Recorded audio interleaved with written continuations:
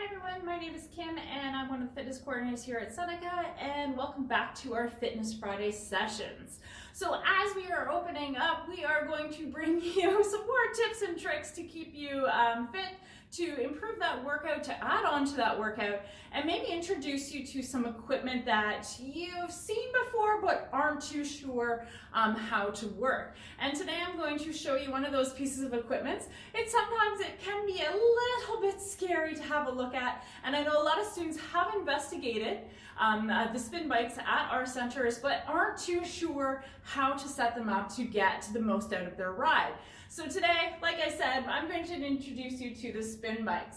Every fitness center has a different variety of spin bike. There is no one standard one. You can get Kaiser, there's Reebok, these ones are Tomahawk, so many different varieties, but setting up the bike is the exact same way, no matter the style of the bike that you get, especially on these spin bikes here. So before we get started, just a little bit of information about spin classes and the benefits they are for you, or even just doing an individual ride on one of our spin bikes here, is it is a cardio-based activity. And we all know cardio does wonderful things for our overall health, including boosts our memory and our brain function. It can help us regulate blood pressure, it can help us regulate body weights. It's great to get us to sleep at night. So many benefits, and you guys have heard them all, I'm sure.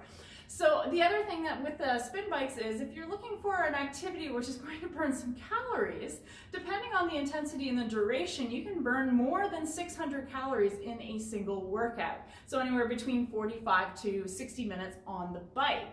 The next one is, it is considered a low impact activity, which is kind of crazy because you see those spin classes on all those videos and they're going like mad. But if you think about it, your foot is never actually impacting the ground. It's trapped in that pedal and it's going around and around and around. So it's great for runners or anyone that's having any kind of lower body discomfort. Hop on this as an alternative, or even part of your cross training as well, to get you off those feet. The spinning is going to strengthen your leg and lower body muscles. If you think about it, it's your calves, it's your quads, it's your hamstrings, a little bit of your glutes when you're standing up, and when you engage your core, you get that full body workout going as well. It allows for interval training, which is great. You can change the intensity, you can change the tension, you can change the cadence or the speed that you're going at. So it's a great one to introduce for that interval training as well. And finally, the best thing is you can cycle all year round. So a lot of my road racers, they come into the spin studios in the wintertime because they don't want to deal with the ice, the snow, and the colds, and they stay with me, and then they hit the roads again in the summertime and do not lose any of those fitness levels that they've accumulated during the summer, because they can stay on their bike all year round. All right, so let's get started. Those are the benefits of spin class, or spinning individually. This is a spin bike right here. And like I said, each bike is going to have a little bit of a different setup, but there's key things you want to look for. This one has lots of dials on it. It's actually got about 4 major adjustments that you can do. Some bikes maybe only have 3. So what you want to do, first of all, is make sure your seat is at the right height, because this is what's going to affect your hips, affect your knees, and also your ankles as well, and a little bit of your back. If this seat isn't in the correct position, you are going to open it up to causing yourself a little bit of pain and discomfort. So what you're going to do is you're going to stand on straight, making sure you're facing forward, and you want that seat to be at hip height. So you got to find that hip bone, and then you're going to adjust it to bring it up. The best thing is, a lot of these bikes do have numbers on the side, so you can remember your number once you get it pegged in.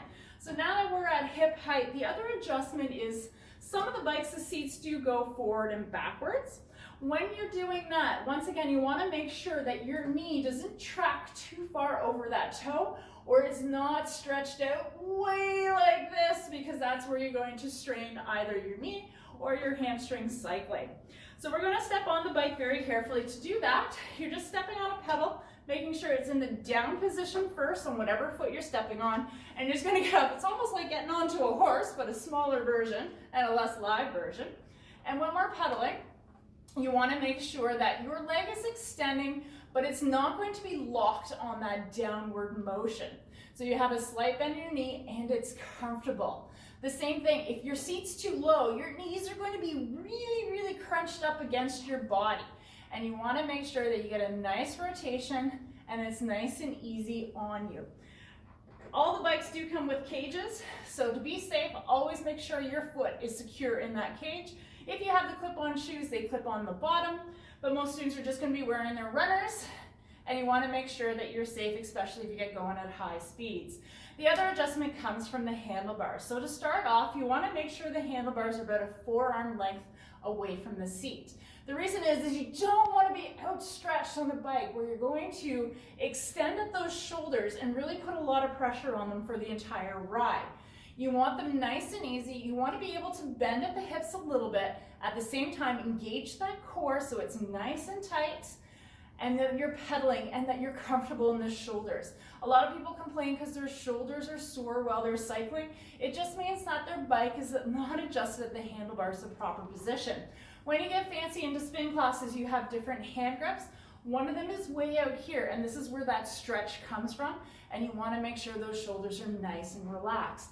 So you're going to adjust there, and the other adjustment is the height. Height, generally, you don't want to be scrunched down like this, holding onto the handlebars like those racers in the Tour de France. Once again, you want to be comfortable. So for that one, you kind of just have to mess around to make sure it's in the right spot where you're not going to have your body all the way down, and once again, you're not up like this going for a day ride on the beach.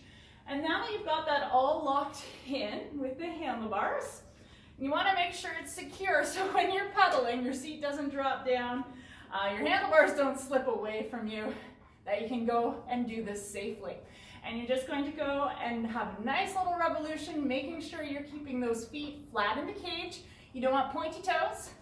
You don't want pointy heels. Nice and flat. Take the strain off your calves and your shins. And then you can always adjust. So the tension controls for every bike are going to be different.